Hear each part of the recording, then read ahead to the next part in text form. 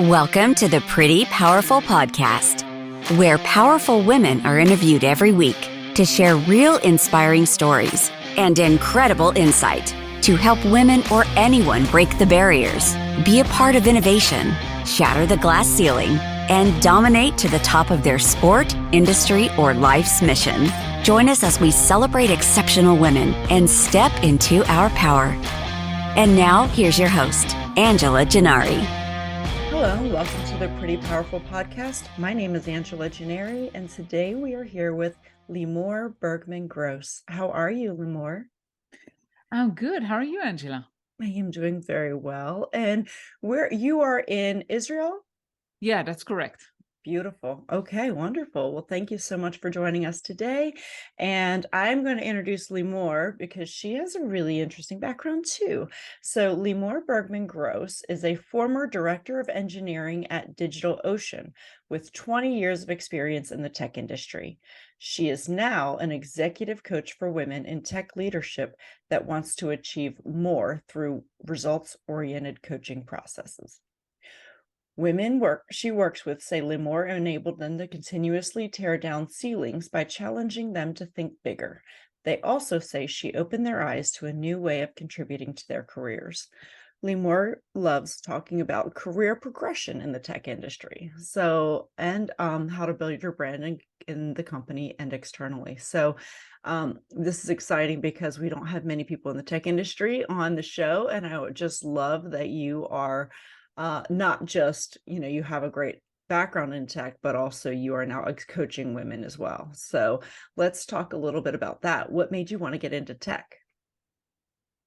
Being practical, to be honest with you. Yeah. Nothing fancy or romantic. I mean, I was always good at STEM. Oh, yeah. It was my strong suit. Math, physics, chemistry. It came kind of easy to me. Relative to, at high school, I wasn't really that much fascinated with language arts and more humane related fields. And I said, okay, what can I do in life?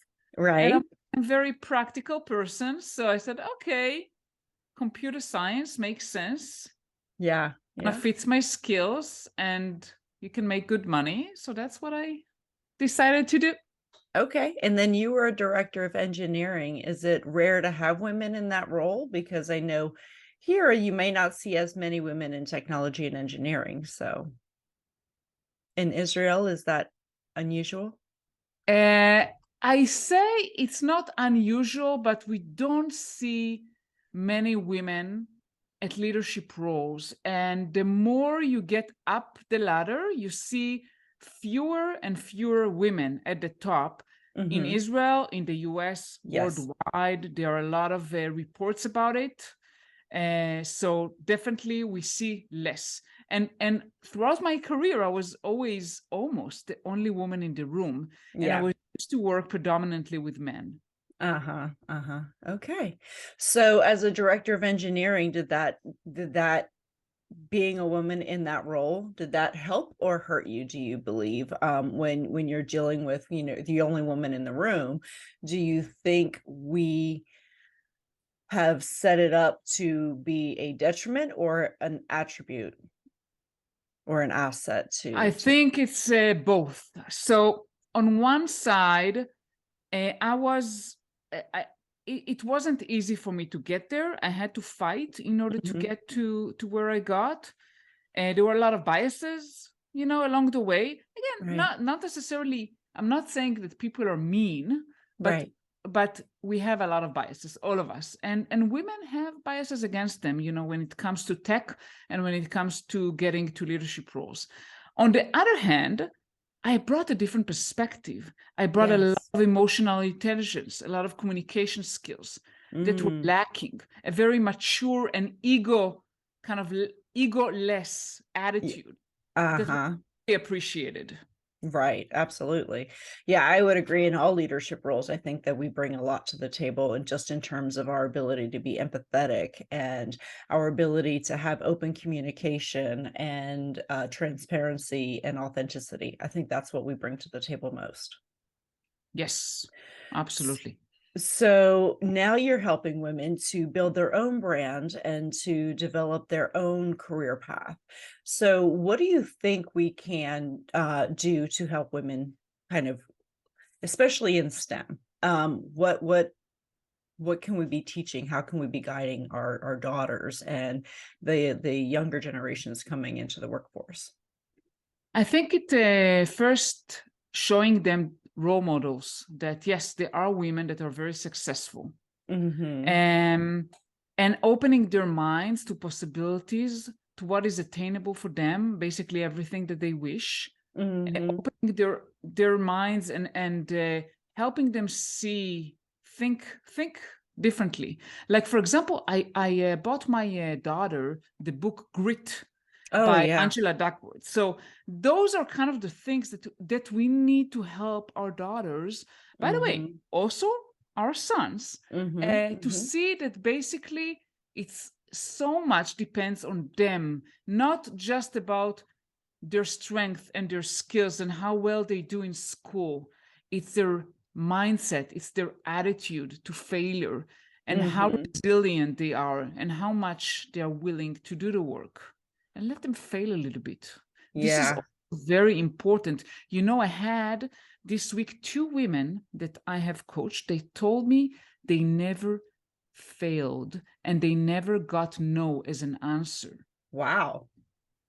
And on one hand, you would say, wow, that's great, right? Yeah. But it's not. And I told them, well, I think you need to experience that because that's part of life. Yeah, it really is. And it teaches you, it builds character. It builds character, it builds resilience, it builds a lot that you're going to use later on in life when you do hit challenges. You're going to want to have those skills. Definitely. Yeah. So we talk a lot about diversity and inclusion. So how can companies build a more inclusive culture?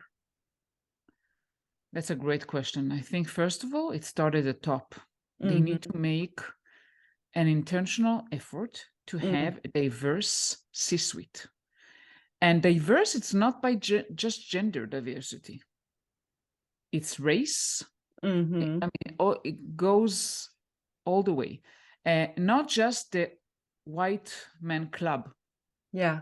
So show that you mean it and start being intentional about having diverse C-suite. And then it trickles down from that on, just making a deliberate effort, not just saying, not just by words, by actions. Take Right. actions, show that you care, build empathy towards everything in the company, how you lead, how you communicate, how you treat people. So many people say that they're building a, DEI, and program in their company, and for some reason it just doesn't really translate into anything more than maybe one or two individuals, but they're not really looking at what diversity means and how to incorporate that into their culture, because it's not just about checking a box and putting a person in a position. It's about allowing their voice and how they impact the organization to really show through in terms of what they bring to the table. Because one thing that I will tell you is, in all of my work with DEI, diversity, equity, inclusion, it really does make a difference when the voices are actually heard and they're not just given a certain set of protocols to follow that may be outside of their own norm. Yeah. And it's about, not being uh, not accepting microaggressions and inappropriate behavior, Right. even if it's done unintentionally. I cannot tell you how many times that people didn't speak up nicely to me, that maybe they said something sarcastic in meetings. And luckily, I have enough self-confidence that I knew how to deal with it. Right. But if you tolerate this kind of behavior, you're basically saying, I'm okay with that. Yeah, I agree. So as you're coaching women, what skills do you feel like are most essential in the workplace as they're going into, whether it's STEM or just leadership positions? What traits do you try to bring out in them, or do you feel are most important? I think confidence, Mm-hmm. confidence and self-love and appreciation, that's the basic. Yeah. From that, it all begins. You have to believe in yourself and love yourself and feel you deserve more. Yeah, that's true, because we do tend to undersell ourselves, and then we won't ask for everything that we need. We'll ask, or everything that we want, we'll ask for just the bare minimum of what we need. So, and Yeah. you'll look at, well, I need X amount of dollars in salary, or I need, this much time off, and you'll focus on just those things that you have to have, and you're not looking at the bigger picture of what is fair and equitable in that role. Yeah, and I think the next step, once you build some confidence and you want to achieve more, it's about opening your mindset to possibilities. Because a lot of times we look at things only one way. We are very fixed in our mindset of what is attainable for us. Oh, I'm not a manager yet, so I cannot take initiatives. I cannot speak. I cannot do X, Y, Z. And when I allow those women in their mind to see other possibilities, to see what they can do, then they start take action. And they show up dramatically differently as leaders. Yeah. So is that your recommendation on getting a promotion? Like, if somebody is looking to get a promotion at work, what would you suggest that they do? What steps should they take? Yeah. So my opinion about promotion, you are promoted when you already basically execute at the next level.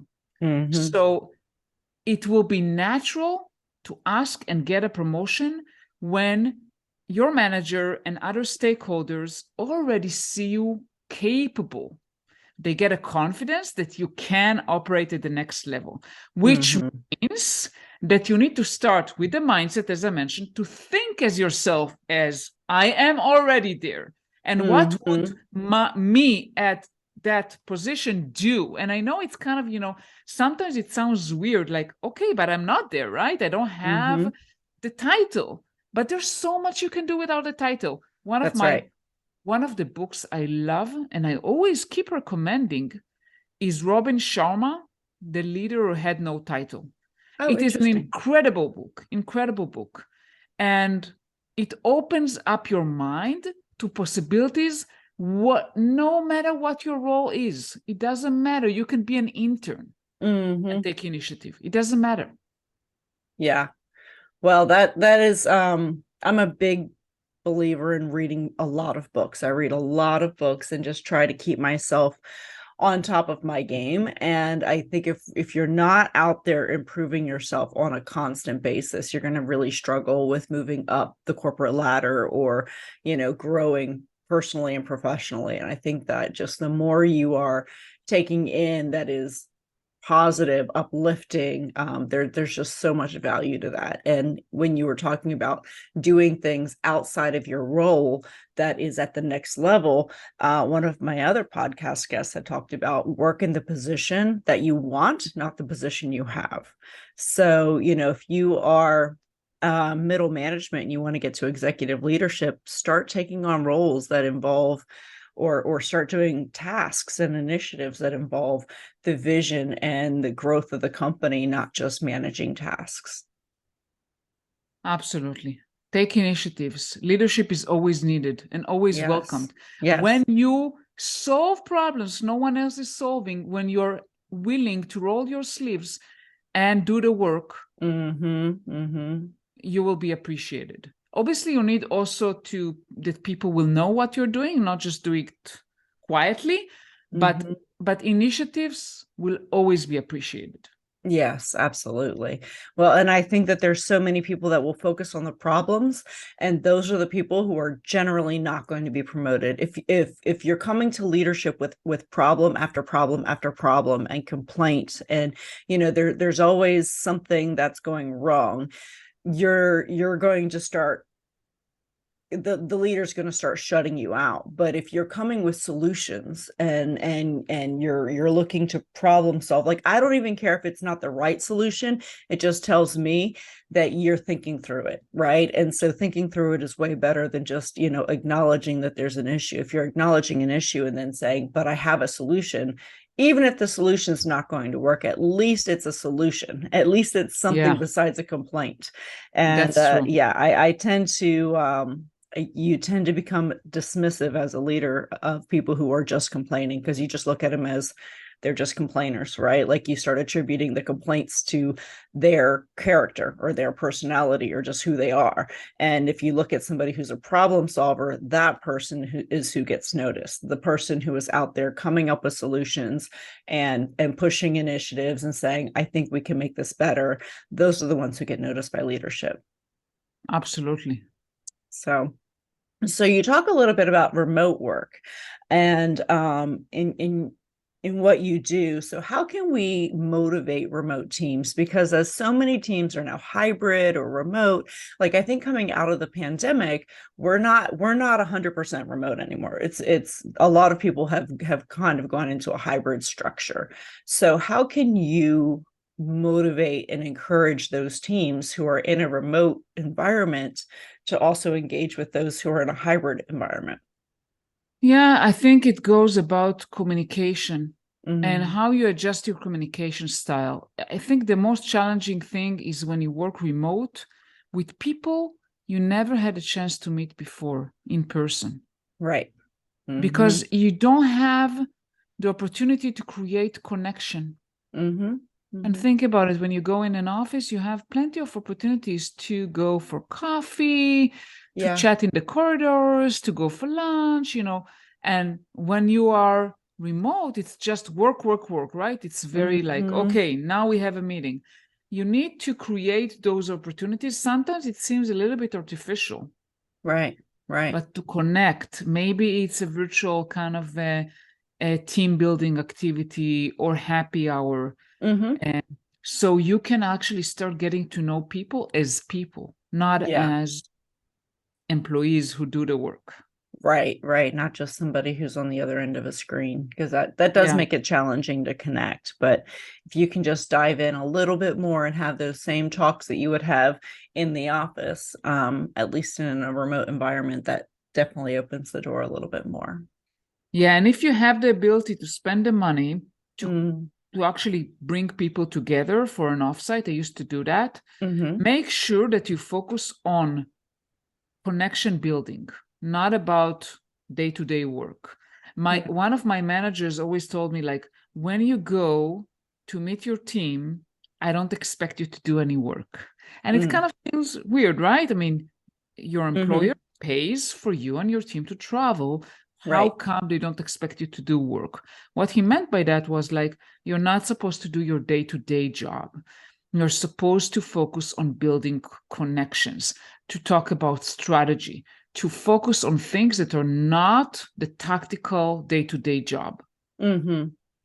Yeah, agreed. So if you have a remote team, what are some strategies that people can use to better communicate outside of just like doing an offsite? What are other ways that they can communicate and be effective?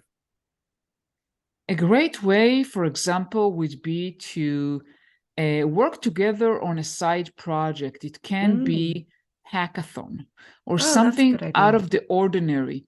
And actually, DigitalOcean, I don't know if they still do it, but used to do several hackathons a year, company-wide, and people will just join different groups. I mean, people will come with ideas, and people. It wasn't just for people who wrote code. It could be anything, and it really connected people. Interesting. Yeah, that sounds like a fun project. So for the audience members who don't know what it is, can you explain what a hackathon is? Hackathon is just innovate. Usually it's related to innovation. You try to do something, to innovate, to bring a novel idea and implement something quickly to see, if you can create something new. Yeah. Okay. That's awesome. Yeah. I love that because I think that actually works in every category. Technology, even service-based businesses, there's always a way that you can improve. And so if there's, ideas that are coming, that are people are generating, you just never know where those best ideas are going to come from. So I love the hackathon idea. So when people are building a personal brand, so I think that everybody should have their personal brand in addition to their company brand, because I think your personal brand tells people who you are, what you stand for, and kind of what to expect from you. So what are some suggestions you would give to people when they're building their own personal brand? Yeah, first of all, I mean, I'm a big fan of LinkedIn. So Yeah. in my world, LinkedIn is the place to be. And you may be surprised, but some engineers who worked with me, in my team, didn't have a LinkedIn profile. Really? And I told them, you know what? If you don't have a profile, it's like you don't exist. Yeah. Yeah. Really. So be present. Social media is not just like watching how people, I don't know, play with their pets or do stupid things, but it's also about building a brand. And depending on who you are, what business you're at, it may be different. LinkedIn may or may not be the right place for you. Maybe it's Instagram, TikTok, or something else. But build your brand on social media. Think about, if I'm talking about LinkedIn, for example, I always say to women I work, that work with me, if someone lands on your profile, in 6 seconds, they need to know who you are and what value can you bring them. Because people don't spend a lot of time. No, I agree. I love LinkedIn for that because I think that the more value you can give to other people, the more they see you as somebody that is a resource for them.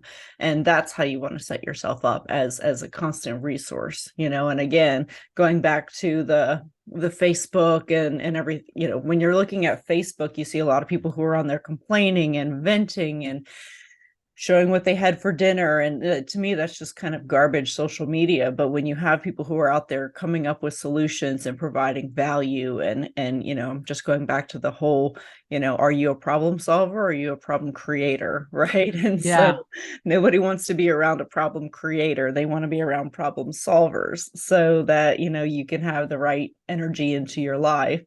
And so if you're on LinkedIn and you are putting out insightful articles or you're sharing really helpful information or you're providing tips and tricks for people to, manage their own career and personal life, I think that there's a lot of value in that. Absolutely. So when you're on LinkedIn, what do you look for in connecting? Do you connect with anybody or do you connect strategically? How do you connect with people? To be honest, I mean, I connect. If people reach out to me, I usually connect with them. And I usually look to, I start with following, actually, not connecting directly. I start following people that are posting content that is relevant for me. One of the things is generative AI. I follow a lot of leaders in that space because I'm using AI myself, ChatGPT, among other tools. So I like to follow people who are innovative in this space. It could be other people that are posting articles or videos or whatever on topics that I'm passionate about leadership, about women in tech. And after I follow people, I may send them a connection request. So do you find that, so for me, I'm more particular about connecting. So do you find that when you follow people, you get a better idea of who they are and what they stand for versus, setting out a cold connection? Because if I don't know someone personally and it's somebody that I want to connect with, I do feel like I need to write them something, in the message. I don't want to send it cold. Do you typically introduce yourself or write a message to somebody, or do you cold connect? I always, first of all, if I am sending a connection request, I'm always sending a personalized message, always. Good. I think the best strategy if you want to connect with people who don't know you is to follow them first, assuming they are somewhat active on LinkedIn, right? I mean, if they're not doing anything, it will be more difficult. commenting and connecting with them like on their content. So they start having you in their mindset as someone who appreciates what they're doing, adding maybe different perspectives to posts that they're making. And then you can send them a connection request with a message. Hey, I follow you. I love your content. I would love to connect. Maybe after they accept your connection, you can offer to meet for 10 or 15 minutes. But do that without any kind of agenda. Yes. The thing I hate the most, those are people that I will just block.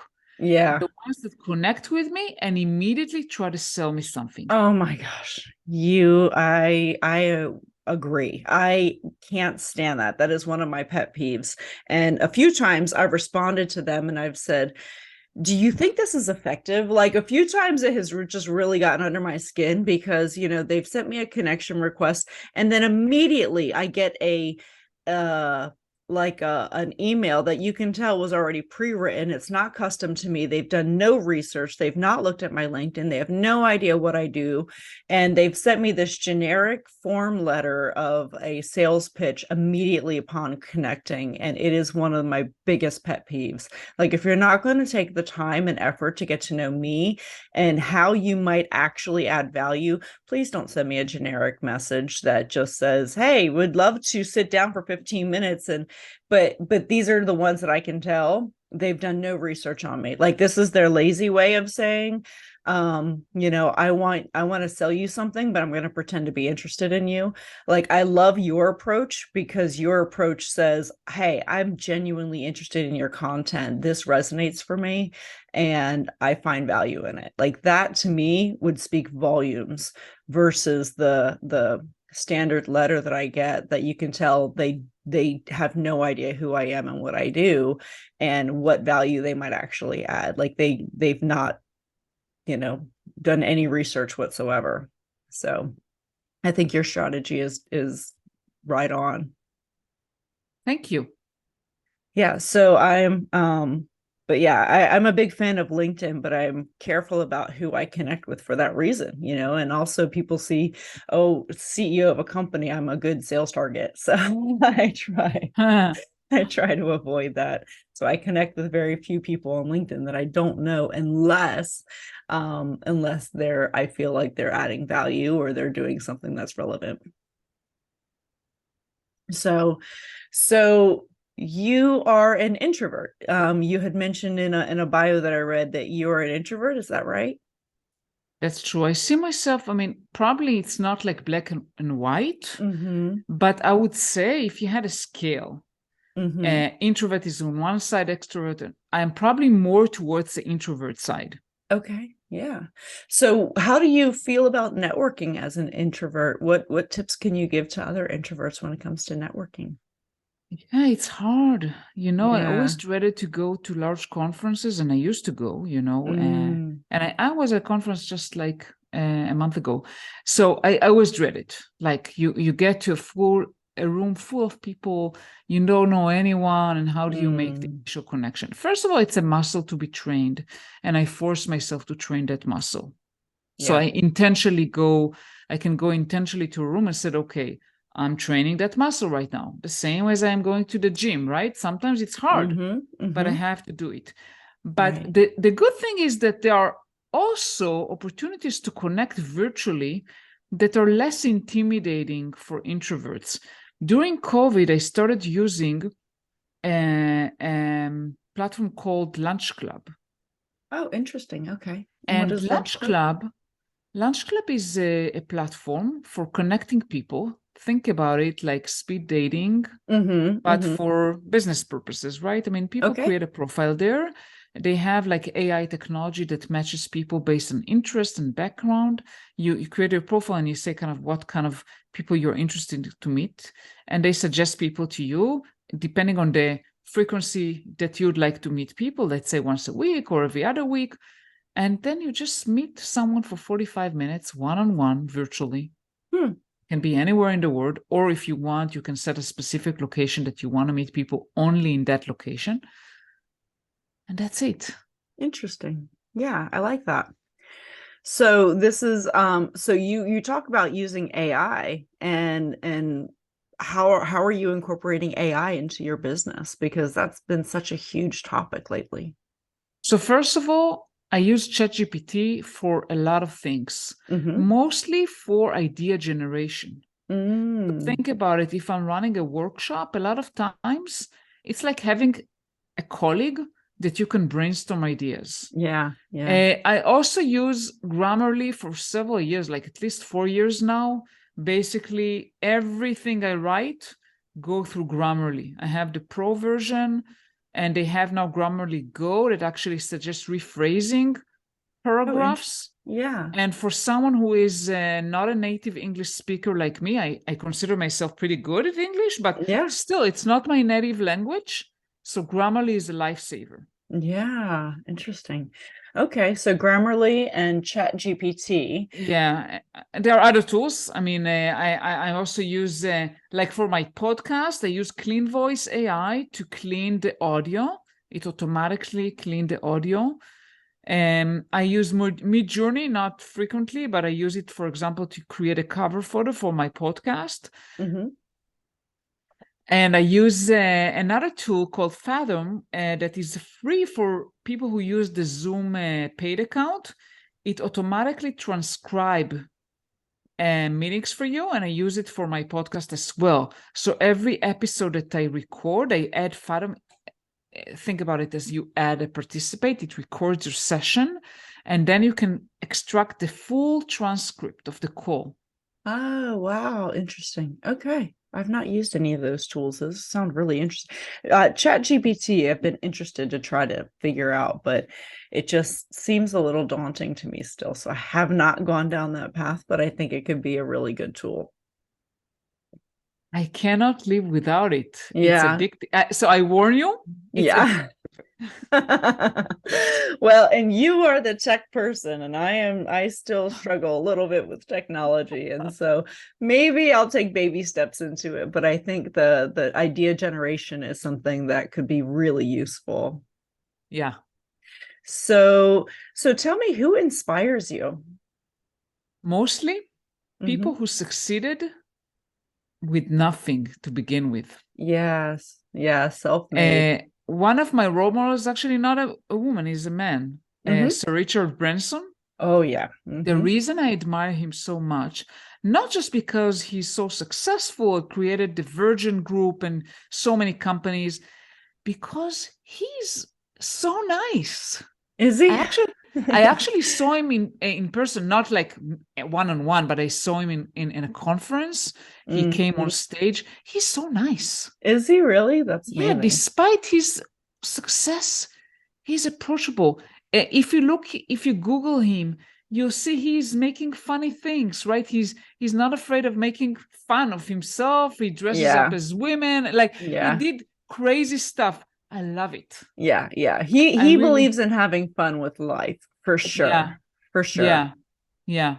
So he didn't lose the humility and the connection to Mm-hmm. everyone, no matter who they are. And that's what I so much look up to him. Mm-hmm. The thing that I don't like is people that success causes them to think that they are like gods. Yeah. Yeah, there's a few of those too. Yeah. Yeah, there have been I can become very critical of other CEOs and founders when they've let their ego take over what is best for the business, because I think when you become a business owner, it's very similar to being a parent, in that you have a duty to provide, an atmosphere that is conducive to allowing all of your employees to thrive, right? And when you are a CEO and you become super greedy when it comes to, you're taking yourself on these massive vacations and you're out there doing things that are jeopardizing the reputation of yourself and your company, I just think it's so irresponsible. And unfortunately, you see too many of these CEOs get rewarded with, contracts and Yeah. additional money and bonuses, and it's sickening. But I think, as a CEO, you have an obligation to your employees, as a parent has an obligation to their child, to do what's best for them. Yeah, and that's why we need more women in leadership. Yes. and in politics. Because Yes. women, it's generalizing, but women bring less ego. We bring less ego, and we think through how what we do impacts others. And I think that is a female characteristic that I believe is going to help in leadership so much, because I find that so many other leaders, they will think of what's best for me, and women think of what's best for everyone. Exactly. And so every time I hear people say, "Oh, let's do business like a man," I'm like, no, women are better innate leaders. We just have to do business like a woman. But it's better that we, that we're able to thrive in that environment. So, but yeah, so that's, I agree that I love people who are self-made and who bring themselves up and do the right thing. So as women, we give our power away a lot. So we tend to give credit to other people, or allow other people to criticize or take our power away. We do that pretty frequently, and we don't stand up for ourselves. Can you tell me about a time that you gave your power away, and maybe another time that you stepped into your power? Yeah. So I have 4 children, and after my first daughter was born, I was in a really tough position at work. So I was basically used for my manager's own motivations and aspirations. And he put me in a very tough spot, working with a very tough client, traveling every month from Israel to either US or the East. And Wow. when I have a baby at home, and he kind of forced me to do it. He didn't force me on the plane, but he made it look like I don't have any choice. I have to do it. It wasn't really my job, like my usual job. It didn't highlight my strength. And the manager above him also didn't support me. And I felt used. I felt confidently, like worthless. And it really hurt my family. Really hurt, brought a toll on my family. So that was a tough 6 months, I'll tell you that. And eventually I was able to get out of it, but it was really tough. I actually considered to leave that job, and eventually I decided to stay because I wanted to have another child. And I decided that having another child was more important to me at that point than leaving. Yeah. And I applied to be a manager when I was 8 months pregnant with my second child. Wow. And against all odds, I got a job. And that's how I started my management journey. Yeah, that's amazing. Well, I love that you still had the confidence and you still knew you could do the job, even 8 months pregnant, because so many people say, women create their own issues. This is what I heard from a male CEO recently. Women create their own issues because, they want to stay home with children, and they pull themselves out of management positions. I'm like, that's not true at all. that's not actually true. A lot of times what will happen is we'll be judged based on, oh, well, they're 8 months pregnant, they might not be able to do the job, or they might decide to stay home, when really we're perfectly capable. Our mind works perfectly well. and we very well could be the very best person for the job. It's just a matter of somebody seeing past, what society deems are going to be things holding us back. Yeah, for sure. Actually, my husband was the one who pushed me to apply. Wow, that's great. And also I had a sponsor. I had someone within the company who really advocated for me, which really helped. Yeah, but yes, a lot of times we create our own picture in our head of what is attainable for us, because I thought, oh, no one will take me, because I'm going to deliver a baby and going to be away for a few months. But, it did happen. Wow, that's amazing. I love it. So what advice would you give to your 18-year-old self? Yeah. I think I would give the advice to think about my passions and basically identify that I'm good at more than one thing, because I thought that I'm only good at exact science, and it's not true. I have other values, and I think I could have chosen a different profession. Yeah. That would fit me better, even better. So I think I would say to my 18-year-old self, believe in yourself and try to appreciate your strength, and you have more than what you think. And what advice would you give to people who are looking for a STEM career, who are looking to get started in technology? First of all, don't be afraid. Take a step forward. Find mentors, find people who can help you and support you. And take baby steps and try it, see what you like, see what you don't like, but experiment with it, because one of the things that are holding us back is fear. And technology can be frightening, right? For someone who... Well, it changes rapidly. And I think that's what we don't really... We feel like we can't keep up with it, right? But being on the cutting edge of innovation is exciting. It's exciting and scary at the same time. That's true. It has a toll for sure. It has a toll because you have to be all the time up to date. And some people really enjoy it and some people less. But I mean, there's so much room for people in STEM, no matter what your background is.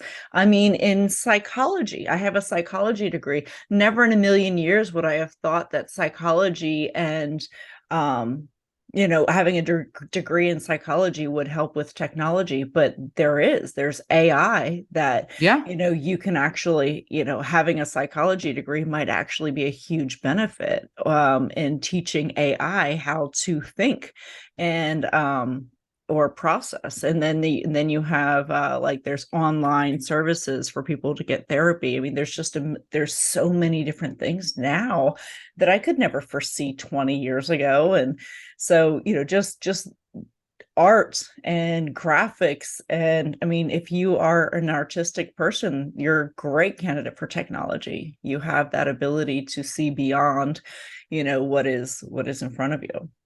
Absolutely. My daughter is actually an artist, and she started studying art. She's about to finish her first year in college. I encourage my kids to follow their strength and their passions. Absolutely. Okay. And then one last question for you. What do you wish more people knew?